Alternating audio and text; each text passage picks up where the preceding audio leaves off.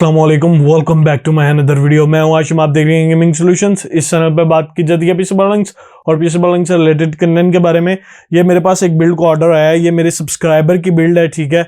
मोहम्मद अहमद भाई की बिल्ड है फूलनगर से। पहले भाई के कजन ने बिल्ड करवाई, फिर अब भाई ने खुद बिल्ड करवाई है, ठीक है। और इन्होंने ही अपने कजन को रेकमेंड किया था गेमिंग सॉल्यूशन को और कहा था कि आशिम भाई से बिल्ड करवा सकते हो। तो फिर उसके बाद भाई ने खुद अपनी बिल्ड करवाई है। इस बिल्ड की जो टोटल कॉस्ट है वो है 2,50,000, ठीक है। 2,50,000 विद डिलीवरी विद सब कुछ उसके आसपास की ये बिल्ड है, यानी पूरी 2,50,000 नहीं है, 2,42 और 43 के अराउंड है। 2,42 43 की ये बिल्ड है, लेकिन टाइटल थंबनेल पे मैंने 250 डाल दिया। वो मैं बताता हूँ 250 की कैसे हो सकती है। तो ये फुल गेमिंग के लिए यूज करनी है भाई ने बिल्ड। भाई ने कोई एडिटिंग नहीं थी करनी, 3D एनिमेशन कोई काम नहीं था। भाई का पर्पस था सिर्फ और सिर्फ गेमिंग।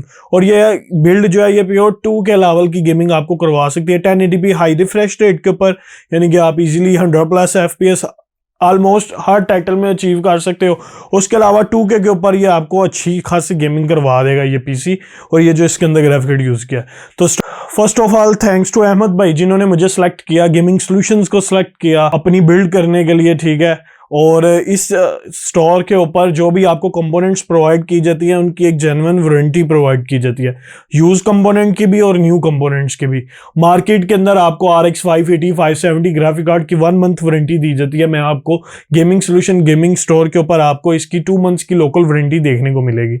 लोकल वारंटी क्या होती है, चेकिंग वारंटी, सबका सीन जो है वो जब आप परचेज करोगे तो मैं एक्सप्लेन कर दूंगा कि वारंटी के अंदर क्या क्या चीजें इंक्लूड होती हैं और वारंटी क्लेम करने का पीरियड क्या है। अक्सर सेलर्स जो हैं वो यूज चीज को भी फ्रॉडिया सेलर्स, सारे सेलर्स नहीं, फ्रॉडिया सेलर्स अक्सर यूज चीज को भी न्यू करके सेल कर देते हैं, बिल पे भी मेंशन कर देते हैं, लेकिन वारंटी क्लेम टाइम काफी आपको चक्कर लगवाते हैं और काफी गोलियां देते हैं पैनाडोल की, ठीक है। आपने वो गोलियां लेने से बचना है। अगर आपने बिल्ड कर परचेज करनी है तो मेरे से बिल्ड परचेज कर सकते हो अपनी, ठीक है। मेरे कंटेक्ट मेंशन है फेसबुक, इंस्टा, टिकटॉक के ऊपर भी हूं मैं, फेसबुक के ऊपर भी हूं, इंस्टा के ऊपर भी हूं और यूट्यूब के ऊपर तो ऑलरेडी हूं। चैनल को सब्सक्राइब कर लेना, ऑल प्लेटफॉर्म्स के ऊपर फॉलो कर लेना। तो बस स्टार्ट करते हैं।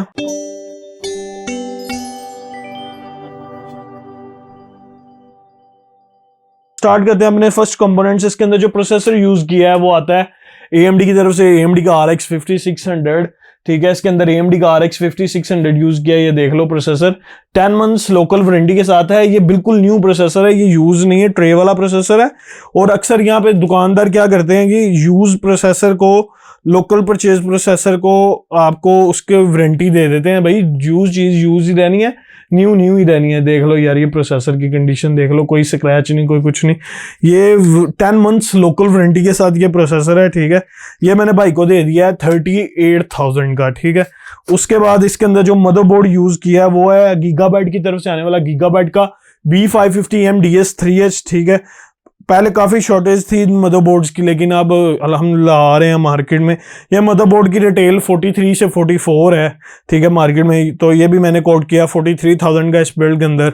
उसके अलावा जो इसके अंदर रैम्स यूज़ की हैं, तो इसके अंदर RGB बत्तियों वाली रैम्स यूज़ की हैं। XPG की तरफ से आने वाली XPG की D50 3600 मेगाहर्ट्ज, 3600 मेगाहर्ट्ज। भाई कह रहे थे मुझे 3600 ही चाहिए, 3200 नहीं चाहिए, तो 3600 मेगाहर्ट्ज की ये रैम है। 8 × 2 16 GB, 2 इयर्स लोकल वारंटी है इसकी, ठीक है। और ये आपको, ये मैंने भाई को दी है तकरीबन 16,000 की। 3200 मेगाहर्ट्ज आपको 15,000 की भी मिल जाती है। इसके अंदर जो मेमोरी यूज़ की है, सॉरी स्टोरेज के लिए यूज़ की है, M.2 यूज़ की है, NV2 की तरफ से आने वाली किंगस्टन की NV2 1 TB। भाई कह रहे थे मुझे 1 TB ही चाहिए SSD। मैंने तो कहा था कि भाई 256 कर लो SSD नॉर्मल, या M2 कर लो, उसके अंदर आपकी विंडोज़ आ जाएंगी और सॉफ्टवेयर वगैरह। भाई कहते थे नहीं मुझे 1 TB चाहिए, मैंने अपनी गेम्स भी या कोई डाटा वगैरह भी इसमें स्टोर करना है। तो ठीक है यार, ये NV2 है किंगस्टन की तरफ से आने वाली 1 TB। ये भाई को मैंने दी है 15,500, 15,500 की। इसके अलावा इसके अंदर जो हार्ड ड्राइव यूज़ की है वो आती है यूज्ड के अंदर है। ये कंपोनेंट है जो यूज में यूज़ किया, और एक ग्राफिक कार्ड ये 1 TB के अंदर यूज़ की है। 1 TB की ये यूज़ की है, 4,000 की मैंने दी है भाई को, जो कि मार्केट में 4,500 इसकी रिटेल की जाती है। इस बिल्ड के अंदर जो कूलर यूज़ किया है वो आता है ID कूलिंग की तरफ से, ID कूलिंग का SE214XT, ठीक है। ये काफ़ी अच्छा कूलर है, ARGB कूलर है, मदरबोर्ड पे सिंक हो जाएगा इसकी RGB वगैरह। ये वाला कूलर मैंने भाई को दे दिया 7000 का, काफी अच्छा कूलर है, इजीली हमारे Ryzen 5 5600 को इजीली हैंडल कर लेगा। इसके अंदर जो फैंस यूज किए हैं वो हैं डबल टाइगर्स की तरफ से, डबल टाइगर्स के 302 फैन किट है 3, ठीक है 10 फैंस इसमें लग जाते हैं और अच्छा फैन है, अच्छे प्राइस में मिल जाते हैं। ये मैंने भाई को दिए हैं 6000 के। इस बिल्ड के अंदर जो पावर सप्लाई यूज किया वो आती है डबल टाइगर्स की तरफ से, डबल ए 650 वाट्स। पहले मैं यूज के अंदर जाने लगा था ऑप्शन, लेकिन मैं कहा चलो इतनी बड़ी बिल्ड कर रहे हैं, 250K की बिल्ड है 240K की, तो इसके अंदर एक न्यू पावर सप्लाई के साथ जाना बनता था, इसलिए इसके अंदर मैंने यूज किया है डबल टाइगर्स की 650 वाट्स, ठीक है। और अपने कार्ड को भी 650 वाट्स चाहिए और इसके अंदर वाईफाई कार्ड भी यूज किया है, ठीक है, वाईफाई और ब्लूटूथ कार्ड भी यूज किया है। 5.0 ब्लूटूथ है इसके अंदर, 6.0 वाईफाई। ये मैंने भाई को दे दिया वाईफाई ब्लूटूथ कार्ड तकरीबन 5000 का। इसमें ये मार्केट में ज्यादा का सेल होता है। इसके अलावा इसके अंदर जो अपना मेन कंपोनेंट है जिसने अपनी गेमिंग करवानी है वो है अपना AMD की तरफ से आने वाला RX 6700 XT। मार्केट में शॉर्ट है ये ग्राफिक कार्ड, पहली बात भी मिल नहीं रहा, शॉर्टेज है इस ग्राफिक कार्ड की। ये वाला ग्राफिक कार्ड जो मैंने भाई को दे दिया है, मुझे पता है ये ग्राफिक कार्ड नॉन माइंड है, मैं बिल के ऊपर मेंशन करके दूंगा ये वाला ग्राफिक कार्ड माइनिंग में यूज नहीं हुआ।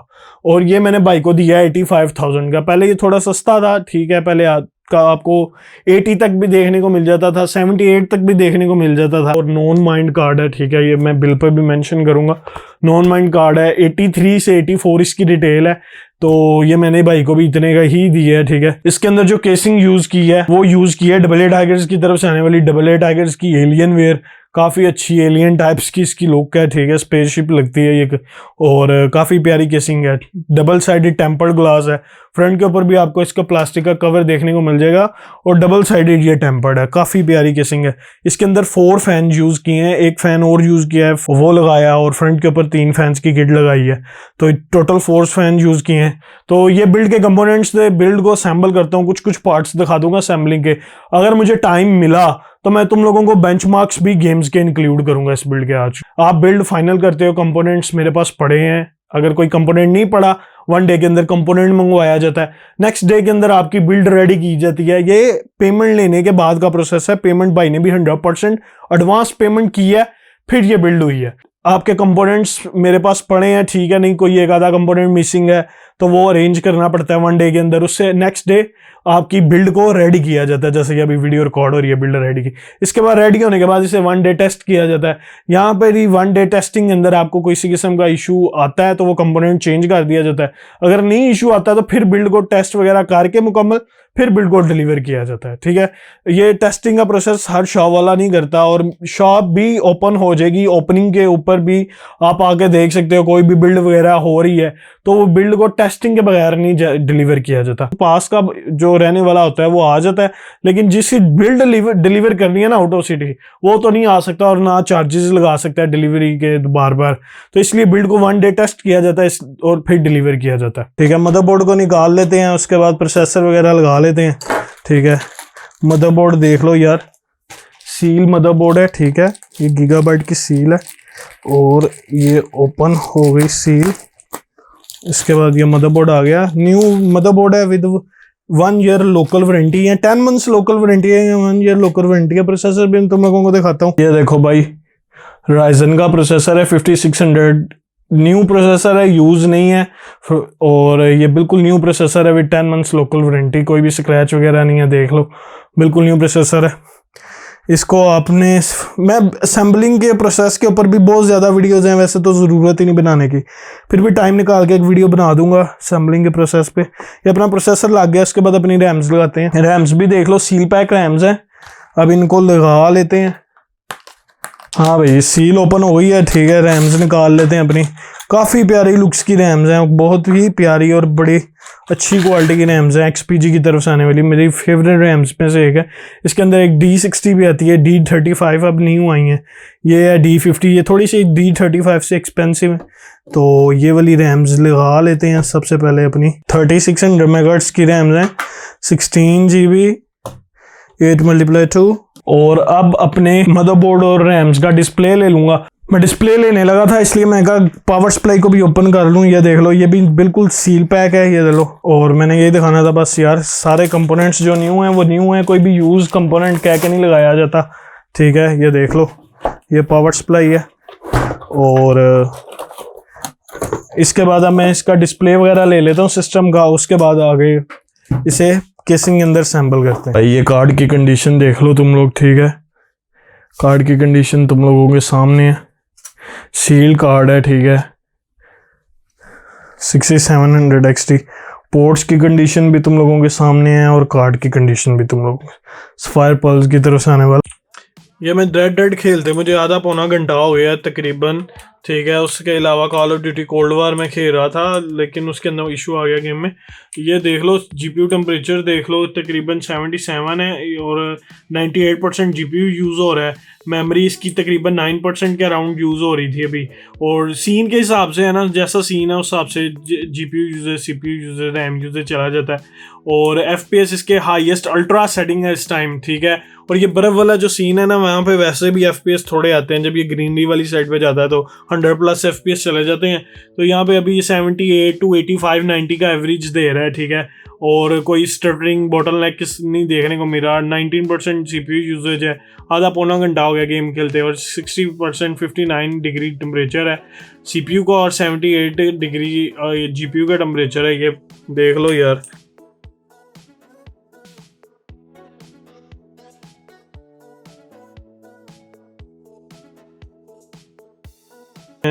अभी भी ये कोई खेलूंगा मैं इसे, अभी 2-3 घंटे गेम खेलूंगा इसके ऊपर।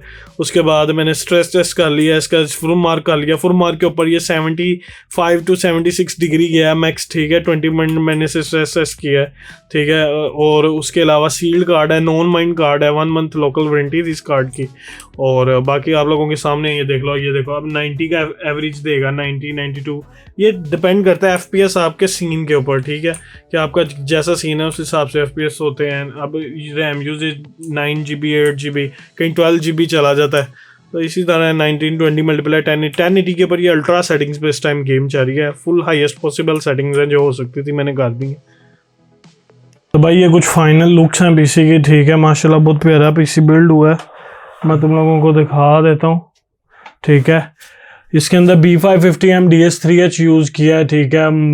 माइक्रो ATX मदरबोर्ड है। उसके अलावा Ryzen 5 5600 यूज़ किया है। RGB फैंस यूज़ किए हैं, ARGB कूलर है। RX 6700 XE है, 2K लेवल की गेमिंग आपको करवा सकता है ये पीसी।